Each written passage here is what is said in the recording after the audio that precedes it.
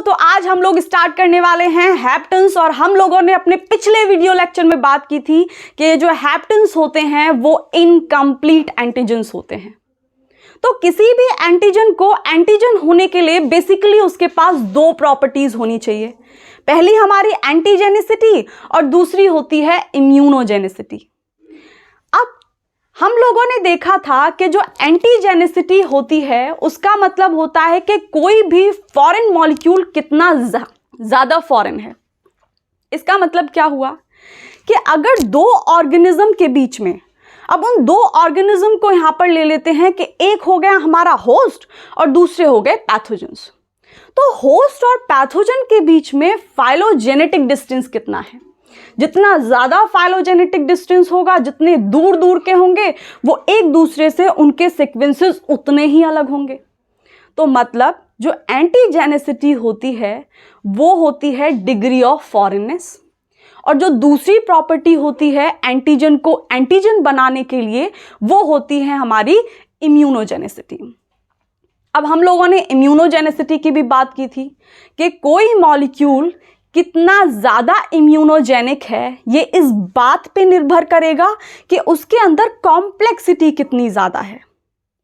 जैसे प्रोटीन्स क्यों न्यूक्लियोटाइड से ज़्यादा कॉम्प्लेक्स होते हैं? क्योंकि प्रोटीन्स 20 स्टैंडर्ड अमाइनो एसिड से मिलकर के बनते हैं, यानी अलग अलग अमाइनो एसिड्स के कॉम्बिनेशन से बनते हैं। लेकिन जो न्यूक्लियोटाइड्स होते हैं वो सिर्फ या तो प्यूरिन से बन रहे होंगे या फिर हमारे पायरिमिडीन से बन रहे होंगे। तो प्रोटीन्स के अंदर जो कॉम्प्लेक्सिटी होती है एज कंपेयर टू न्यूक्लियोटाइड्स ज़्यादा होती है। इतनी बात समझ में आई? अब ये जो हैप्टेंस होते हैं ये इनकम्प्लीट एंटीजन इसलिए कहलाते हैं क्योंकि एंटीजेनिसिटी इन लोगों के पास होती है, लेकिन इन लोगों के पास जो दूसरी प्रॉपर्टी है एंटीजन को एंटीजन बनाने के लिए, जिसे हम इम्यूनोजेनिसिटी बोलते हैं, वो इन लोगों के पास नहीं होती है।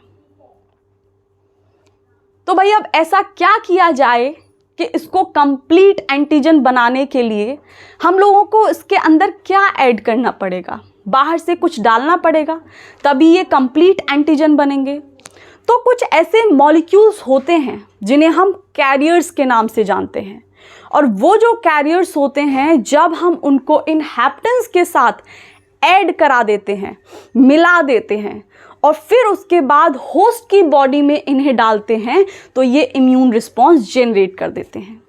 लेकिन अगर केवल हैप्टेन को हम किसी होस्ट की बॉडी के अंदर डालेंगे तो कोई इम्यून रिस्पॉन्स जनरेट नहीं होगा। क्यों? क्योंकि वही फिर से बात कि किसी भी मॉलिक्यूल को एंटीजन होने के लिए उसके पास दो प्रॉपर्टीज होना ज़रूरी है, और जब दो प्रॉपर्टीज उसके पास होंगी एंटीजेनिसिटी, इम्यूनोजेनिसिटी, तभी वो होस्ट की बॉडी के अंदर इम्यून रिस्पॉन्स जनरेट करेगा। अब एक और प्रश्न हमें देखने को मिलेगा यहाँ पर कि जो हैप्टेंस होते हैं इनके पास एंटीजेनिसिटी है लेकिन इनके पास इम्यूनोजेनिसिटी क्यों नहीं है? तो इस बारे में भी हम लोगों ने अपने पिछले वीडियो लेक्चर में बात की थी कैरेक्टरिस्टिक्स ऑफ एंटीजन में, जिसमें हम लोगों ने ये देखा था कि जिस मॉलिक्यूल के पास या फिर जिस मॉलिक्यूल का मॉलिक्यूलर वेट कम होता है और जितना ज़्यादा कम होता है वो उतना ही कम इम्यूनोजेनिक हो जाता है। तो हम लोगों ने देखा भी था कि एक ऐसा फॉरेन मॉलिक्यूल जिसका मॉलिक्यूलर वेट 1 किलो डेल्टन से कम होगा वो बेसिकली नॉन इम्यूनोजेनिक हो जाता है। और यहां पर हम लोगों ने एग्जाम्पल देखा था दवाइयों का, यानी जितनी भी हमारी दवाइयां होती हैं वो नॉन इम्यूनोजेनिक क्यों होती हैं? क्योंकि उनका जो मॉलिक्यूलर वेट होता है वो 1 किलो डेल्टन से भी कम होता है। तो ये जो हैप्टेंस होते हैं इनके पास भी इम्यूनोजेनिसिटी इसीलिए नहीं होती है क्योंकि इनका जो मॉलिक्यूलर वेट होता है वो बहुत कम होता है। करेक्ट? तो सबसे पहली बात यही है कि जो हैप्टेंस हैं ये लो मॉलिक्यूलर वेट कंपाउंड्स हैं। Haptens are low molecular weight compounds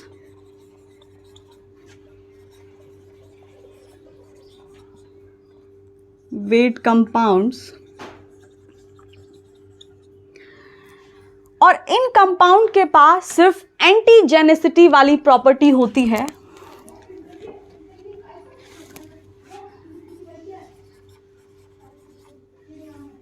having only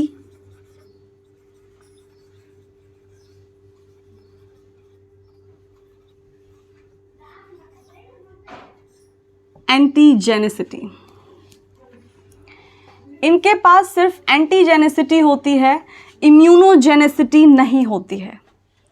और अगर हम एग्जाम्पल की बात करें कि हैप्टेंस कौन कौन से कंपाउंड्स हो सकते हैं, तो हमारे एंटीबायोटिक्स हुए, हमारे ड्रग्स हुए, ये सब हैप्टेंस होते हैं।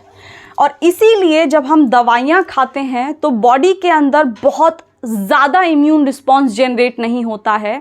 वो फॉरेन मॉलिक्यूल की तरह उनको इम्यून सेल्स कंसिडर नहीं करते हैं क्योंकि उनका मॉलिक्यूलर वेट कम है।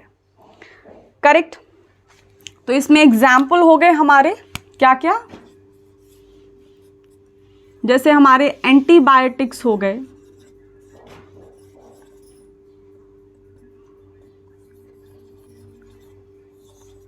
ड्रग्स हो गए, और भी कुछ केमिकल्स जिनके बारे में हम लोग आगे बात करेंगे। तो पहली बात तो ये हो गई कि हैप्टेंस जो होते हैं, क्योंकि इनका मॉलिक्यूलर वेट बहुत ज़्यादा कम होता है, उसी की वजह से ये एंटीजेनेसिटी तो कंटेन करते हैं। इसका मतलब ये फॉरेन तो होते हैं क्योंकि इनके सारे सीक्वेंसेस हमारे होस्ट के प्रोटीन के सीक्वेंसेस के साथ नहीं मिलने वाले हैं, तो ऑब्वियसली इनके पास एंटीजेनेसिटी प्रॉपर्टी होती है। लेकिन ये इम्यूनोजेनिक नहीं होते हैं क्योंकि इनका मॉलिक्यूलर वेट बहुत कम होता है। और जब तक किसी एंटीजन के पास, जब तक किसी फॉरेन मॉलिक्यूल के पास ये दोनों प्रॉपर्टीज ना हो, तब तक वो बॉडी के अंदर इम्यून रिस्पॉन्स जनरेट नहीं कर सकता। करेक्ट। तो दूसरी बात यही है कि ये जो हैप्टेंस होते हैं ये मेनली इनकम्प्लीट एंटीजन्स होते हैं। They are incomplete antigen. या आप लोगों को पता ही चल चुका होगा कि इनकम्प्लीट एंटीजन्स इन्हें क्यों बोला जा रहा है।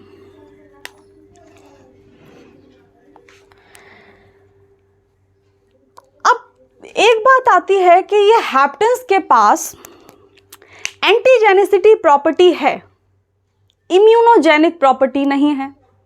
तो अगर कुछ ऐसे मॉलिक्यूल्स हम इन हैप्टेंस के साथ मिला दें जिनसे इन हैप्टेंस के पास दूसरी प्रॉपर्टी भी आ जाए, यानी इम्यूनोजेनेसिटी भी इनके पास आ जाए, तो क्या ये कंप्लीट एंटीजन की तरह काम करेंगे? बिल्कुल हाँ। तो ये जो हैप्टेंस होते हैं इनको कॉन्जुगेट किया जाता है, यानी इनको मिलाया जाता है कैरियर्स के साथ, कैरियर्स के मॉलिक्यूल के साथ। और जैसे ही हैप्टेंस और कैरियर्स एक दूसरे से मिलते हैं वो कंप्लीट एंटीजन का फॉर्मेशन कर देते हैं। और जैसे ही इस कंप्लीट एंटीजन को हम किसी होस्ट की बॉडी में डालेंगे, ऑटोमेटिकली होस्ट की बॉडी में एक इम्यून रिस्पॉन्स जनरेट हो जाएगा। ठीक बात।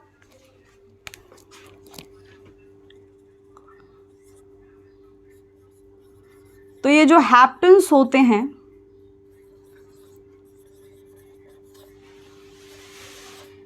ये कॉन्जुगेट किए जाते हैं कैरियर्स के साथ।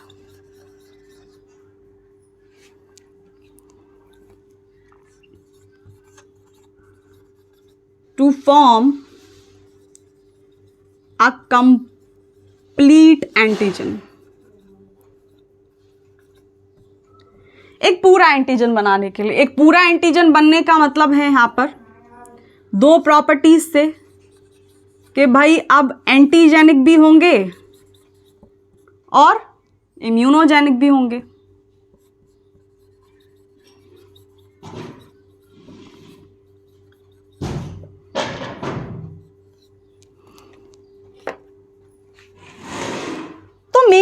कैरियर्स होते हैं जिनके साथ, मतलब हैप्टेंस को जिनके साथ कॉन्जुगेट किया गया है, ये इम्यूनोजेंस होते हैं। तो ये जो कैरियर्स होते हैं दे आर बेसिकली इम्यूनोजेंस, मतलब इनके पास इम्यूनोजेनिक प्रॉपर्टी होती है। सो कैरियर्स आर बेसिकली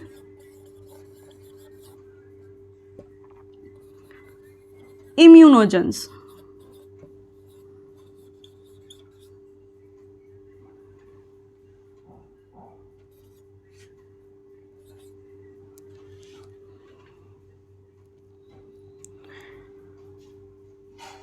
अब कौन कौन से कैरियर्स बेसिकली लैब में यूज किए जाते हैं, जिनको इन हैप्टेंस के साथ मिला दिया जाता है और एक कंप्लीट एंटीजन बना दिया जाता है।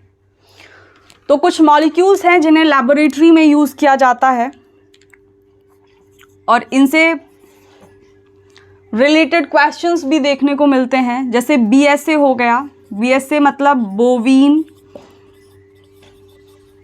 Serum albumin. दूसरा है BGG बोवीन गामा ग्लोबुलिन।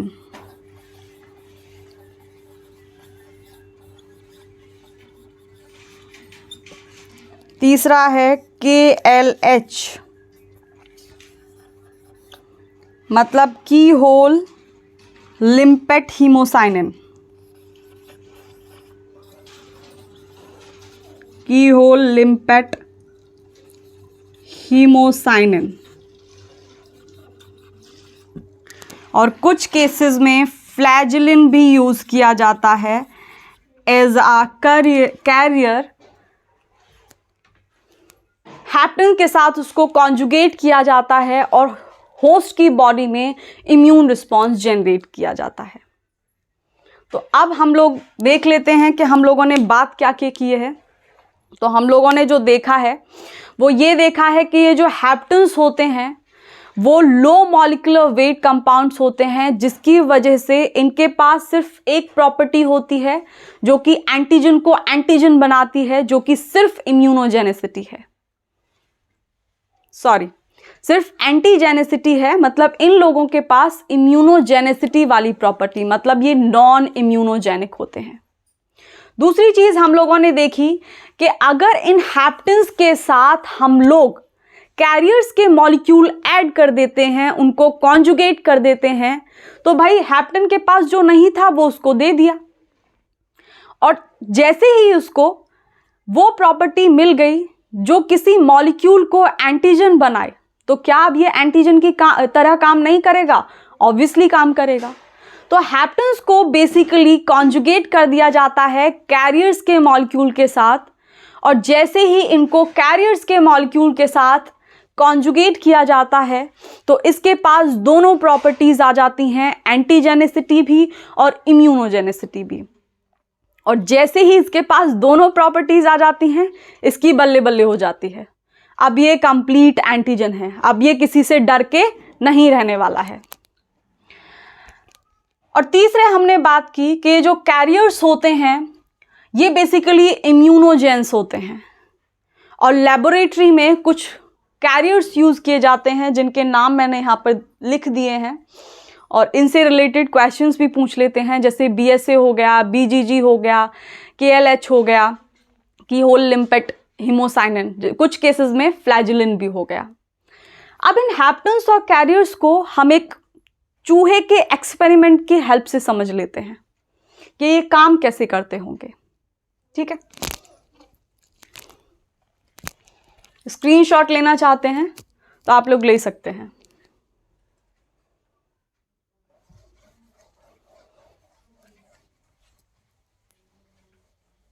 तो एक हैप्टेन है जिसका नाम 2,4-DNP है।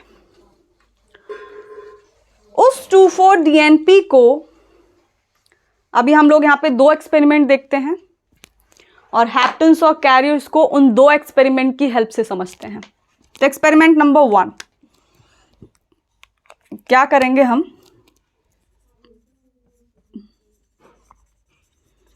एक्सपेरिमेंट नंबर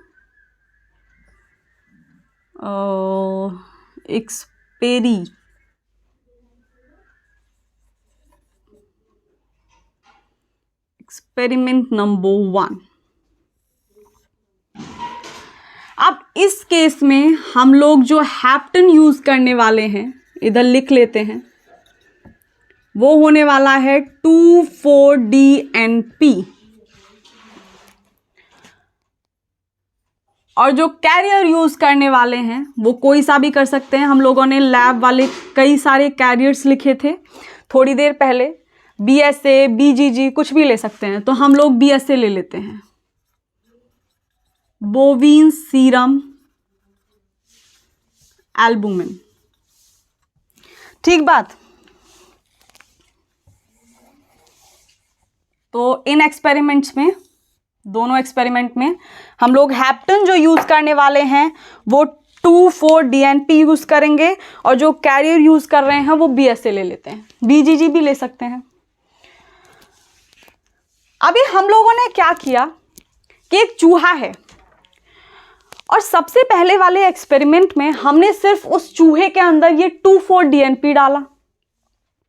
जैसे ही हमने ये 2,4-DNP उस चूहे के अंदर डाला, तो उस चूहे के अंदर हमको देखने मिला कि उसकी बॉडी के अंदर कोई भी इम्यून रिस्पॉन्स नहीं है। लेकिन जब हमने उसी 2,4-DNP को कॉन्जुगेट कर दिया BSA के साथ, और फिर इन दोनों मॉलिक्यूल के कॉन्जुगेट को उस चूहे की बॉडी में, मतलब दूसरे चूहे की बॉडी में डाला, तो हमको देखने को मिला कि उस दूसरे चूहे की बॉडी के अंदर इम्यून रिस्पॉन्स है। तो ऐसा समझ में आया आपको क्यों हुआ? क्योंकि पहले वाले केस में सिर्फ हैप्टन था, और सिर्फ हैप्टन था इसका मतलब वो इनकम्प्लीट एंटीजन था। फॉरेन तो है वो मॉलिक्यूल, लेकिन जो 2,4-DNP है, क्योंकि उसका मॉलिक्यूलर वेट बहुत कम है, तो वो हमारा इम्यूनोजेनिक नहीं है। ठीक बात। लेकिन अब ये जो कैरियर है, ये कैरियर जो है हमारा मेनली इम्यूनोजेन है। इसका मतलब कि भाई इसके पास इम्यूनोजेनिसिटी वाली प्रॉपर्टी है, तो हैप्टन को वो प्रॉपर्टी की जरूरत है, लगा दो उसके साथ। और जैसे ही दोनों प्रॉपर्टीज एक दूसरे के साथ मिली, तो बॉडी के अंदर हमारा इम्यून रिस्पॉन्स जनरेट हो जाएगा। ठीक है। तो एक्सपेरिमेंट नंबर 1 कि जो 2,4-DNP है, क्योंकि ये एक हैप्टन है, इस हैप्टन को हमने इंजेक्ट किया चूहे के अंदर, और जैसे ही हमने इसको चूहे के अंदर इंजेक्ट किया, तो कोई भी रिस्पॉन्स देखने को नहीं मिला। और ऐसा क्यों हुआ? क्योंकि ये जो 2,4-DNP है, ये एक हैप्टन है, और हैप्टन है तो सिर्फ एक प्रॉपर्टी है, लेकिन किसी मॉलिक्यूल को पैथोजन की तरह काम करने के लिए उसके पास 2 प्रॉपर्टी होनी चाहिए। करेक्ट। दूसरे केस में बात कर लेते हैं।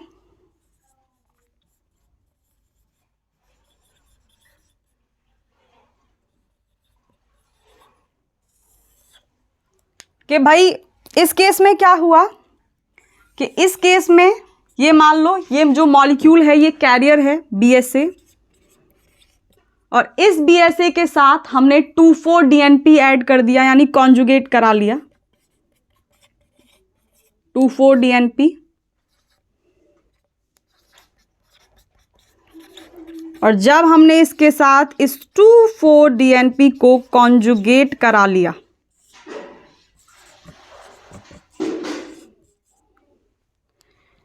तो अब क्या होगा? क्योंकि अब ये जो दो मॉलिक्यूल हैं ये कंप्लीट एंटीजन की तरह काम कर रहे हैं, तो जो रेस्पॉन्स होगा वो जनरेट हो जाएगा। यानी सबसे पहले इन दोनों मॉलिक्यूल्स को हमने डाला माइस के अंदर, इंजेक्टेड इनटू माइस, तो हमको इस चूहे के अंदर एक कॉम्प्लेक्स इम्यून रिस्पॉन्स देखने को मिला, क्योंकि सिर्फ इस बार हमने हैप्टेन नहीं लिया था, हैप्टेन के साथ बोविन सेरम एल्ब्यूमिन को कॉन्जुगेट कर दिया था। तो इम्यून रिस्पॉन्स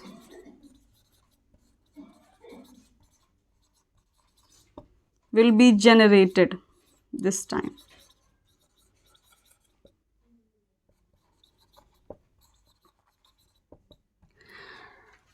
अब बात आती है कि कुछ कुछ केसेस में जो हमारी आरबीसीज होती हैं, जो हमारी रेड ब्लड सेल्स होती हैं, वो भी कैरियर्स की तरह काम करना स्टार्ट कर देती हैं।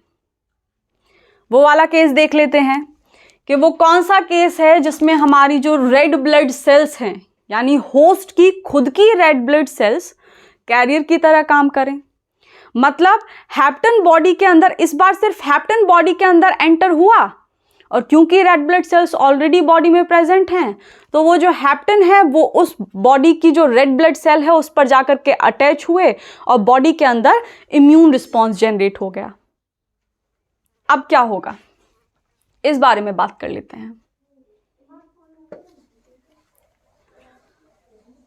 तो अगर आरबीसी कैरियर की तरह एक्ट करें, जो कि करती भी हैं, जैसे कुछ ड्रग्स हैं हमारे, पेनिसिलिन हुआ, सेफेलोस्पोरिन हुआ, ये जो ड्रग हैं अगर हम इनको होस्ट की बॉडी के अंदर एंटर कराते हैं तो ये ड्रग जाकर के हमारी आरबीसी के ऊपर बाइंड कर जाते हैं, और जैसे ही ये आरबीसी के ऊपर बाइंड करेंगे तो क्या होगा, बॉडी के अंदर इम्यून रिस्पॉन्स जनरेट हो जाएगा, हमारी जो टी सेल्स हैं और बी सेल्स हैं वो एक्टिवेट हो जाएंगी, और उस रिएक्शन को हम नाम देते हैं हाइपोसेंसिटिव रिएक्शन। और जैसे ही वो रिएक्शन बॉडी के अंदर जनरेट होगा तो वहां पर हमारी जो खुद की आरबीसीज हैं, जिन्होंने धोखा दिया, जिन्होंने देशद्रोह करने का साहस किया, वो मरना स्टार्ट हो जाती हैं। मतलब उनका लाइसिस होना स्टार्ट हो जाता है। और जैसे ही आप लोगों को पता होगा कि जैसे ही आरबीसी का नंबर बॉडी में डाउन होता है, होस्ट के अंदर डाउन होता है, तो एक कंडीशन देखने को मिलती है जिसको हम बोलते हैं anaemia.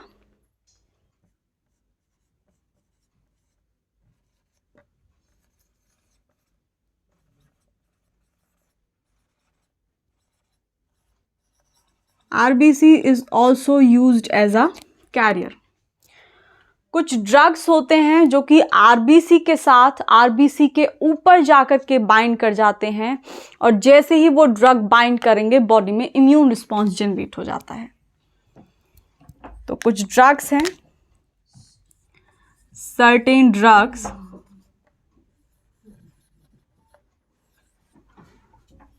binds to RBC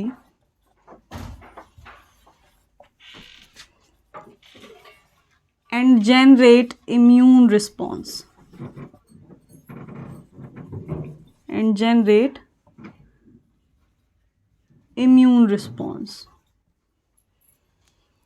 correct.